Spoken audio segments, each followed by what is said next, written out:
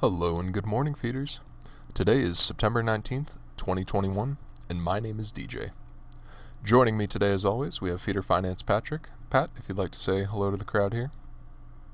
Hi, guys. Perfect. So, as usual, I'll start with the TLDR, and then I'll work into some questions here for Pat to answer. So, we've launched our wallet feature. You can go and check that out on our website. It is beautiful, I have to say. A lot of great work done there. Still a little bit of optimization left to go on it, but I think it's pretty solid there. Next, we have our Dex Aggregator. Still looking like it's coming out towards the end of the month, which is awesome. Everything's right on track for that. This week we launched 6 Bunny QBT Compound vaults. Those are offering some amazing APYs if you haven't already checked those out. The explained article for Cointelegraph is just pending the Cointelegraph team's copywriting. And as usual, we've updated our change logs with all of these and more.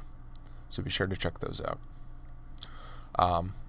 So this week we launched our new wallet management for Feeder Finance. It looks like there's a lot of good changes here, Pat. Do you want to just briefly touch on this? Talk about some of the updates that we've made to the platform in this regard? Yeah, sure. So we launched the wallet management. That's adding to the functionality of the platform. So what it does, it's basically pulling the blockchain data of your wallet, showing the tokens that you have in your wallets. How many tokens are, the price, and the value of those tokens in your wallet. And I think the best part about this is basically what it does to the portfolio page, where we have a bunch of product offerings with a lot of tokens now already online, and what it's showing is what you can earn with the tokens in your wallet. And so if you go to the portfolio page, you could see what BNB is doing in terms of the APY ranges, or Cake, or BUSD, for instance. And if you're not already earning from these tokens and they're sitting idle in your wallets, then it might be time to start earning from holding.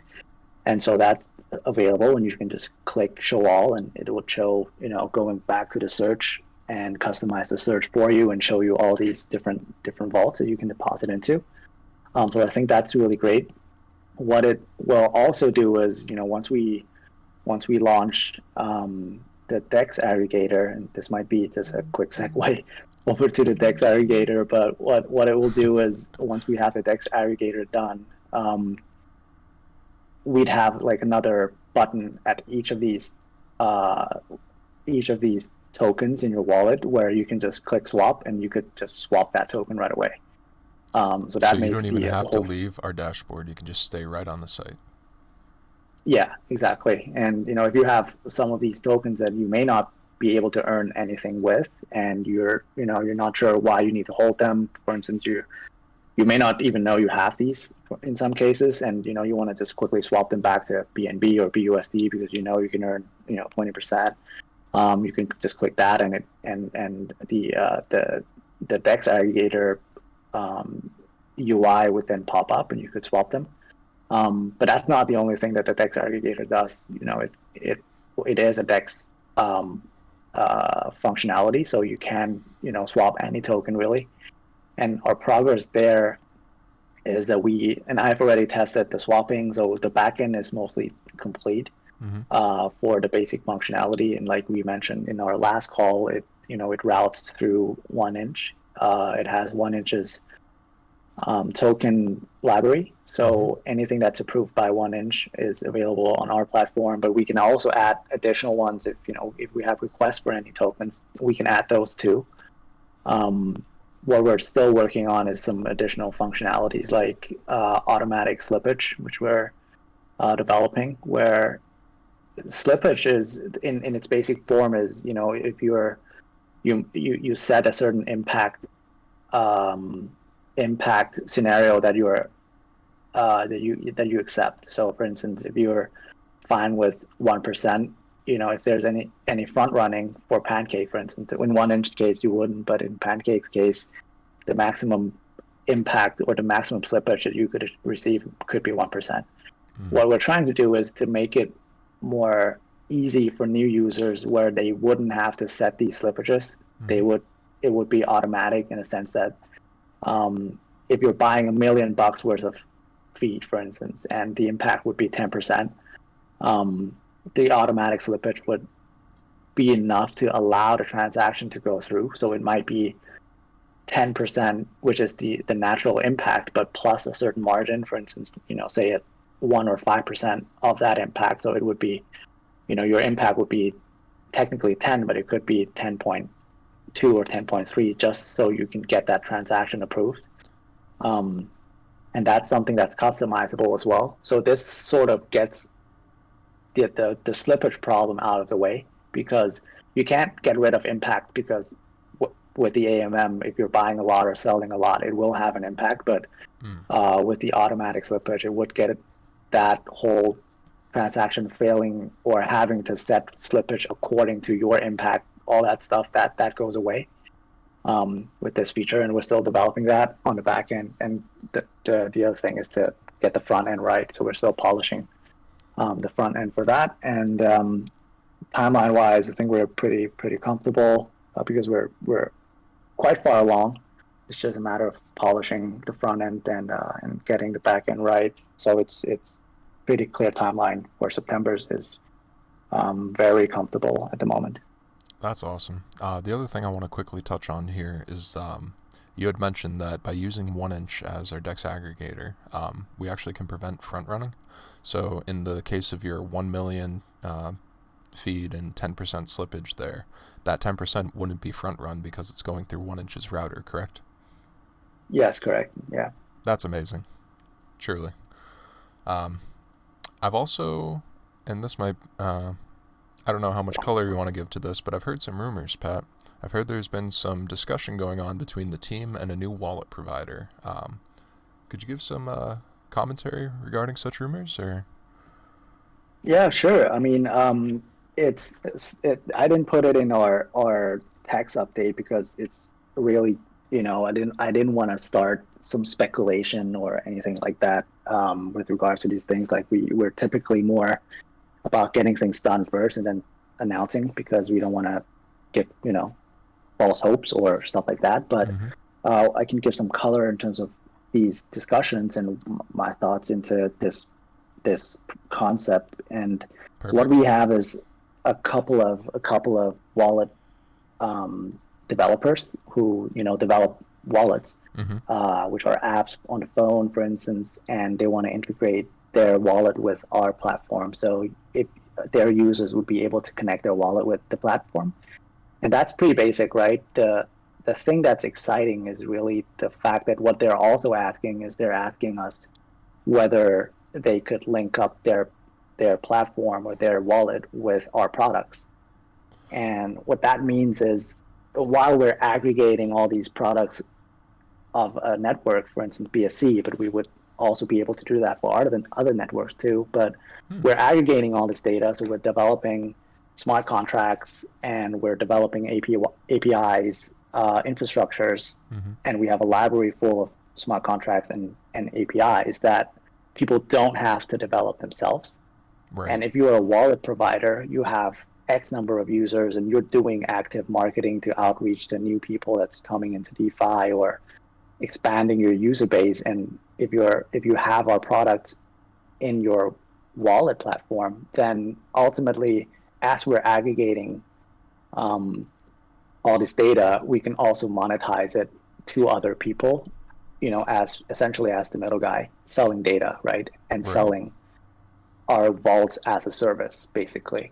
So, the same way we're sending TVL to AutoFarm and Bunny and Rabbit, they're sending TVL through their wallet to us, right? So that could be big business too, and you're not exclusive to one wallet. So if this, for instance, if we can work it out with one of these wallets, and it works out well, we could be reaching out to other wallets, big and small, to offer our products on their wallets, and they would be offering an earn feature or a savings feature on their wallets.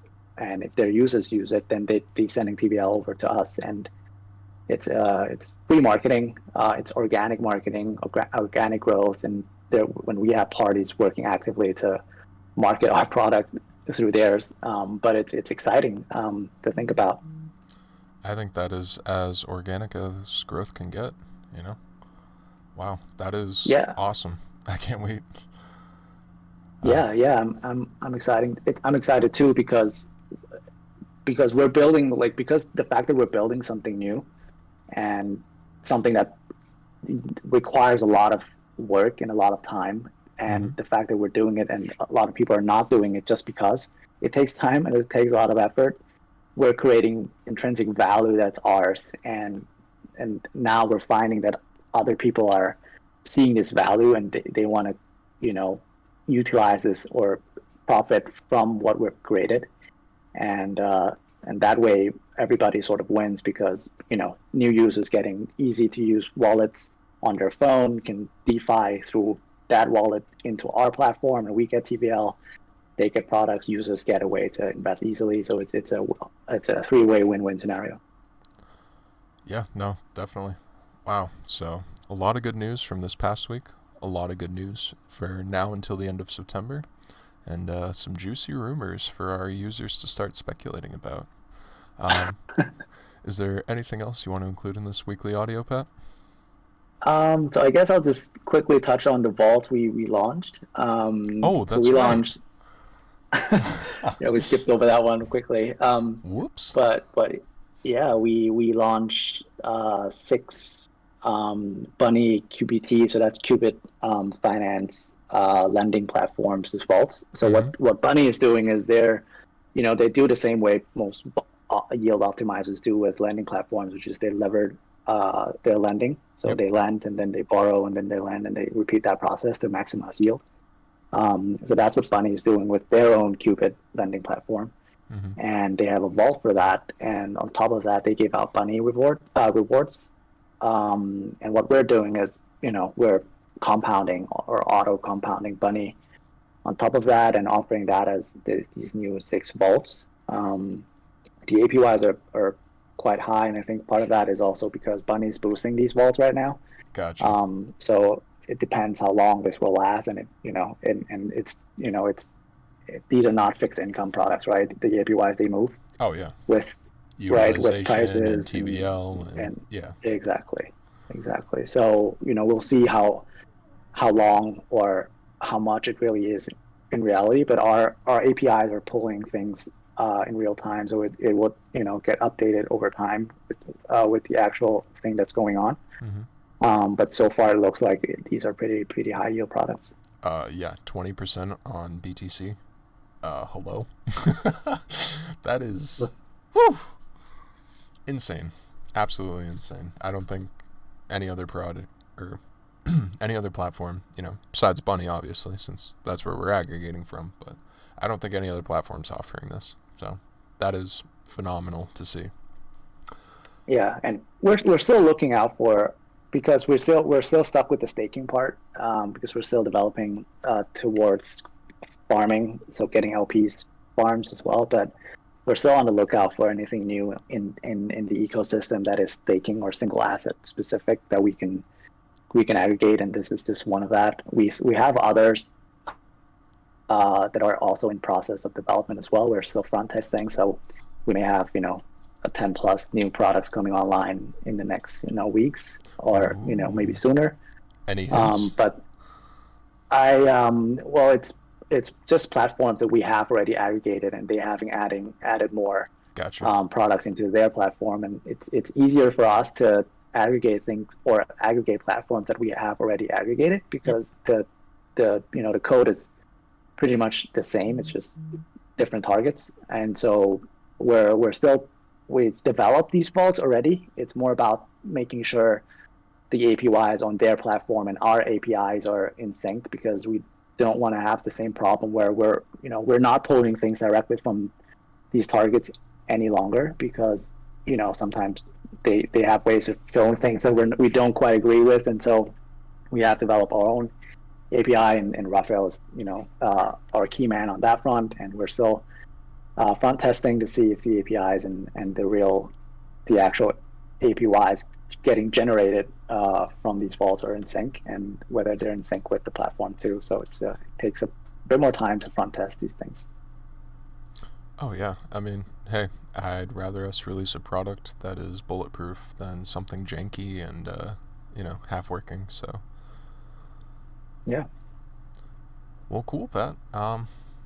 Again, I think that's all we have, unless you want to briefly talk about the Cointelegraph explained article. But no, it's there's no update there. We've already done our part, and now we're just waiting for Cointelegraph's team to come up with their content, and they'll send that over to us to review, and their timeline is 1 to 2 weeks, so we'll see how soon they come back.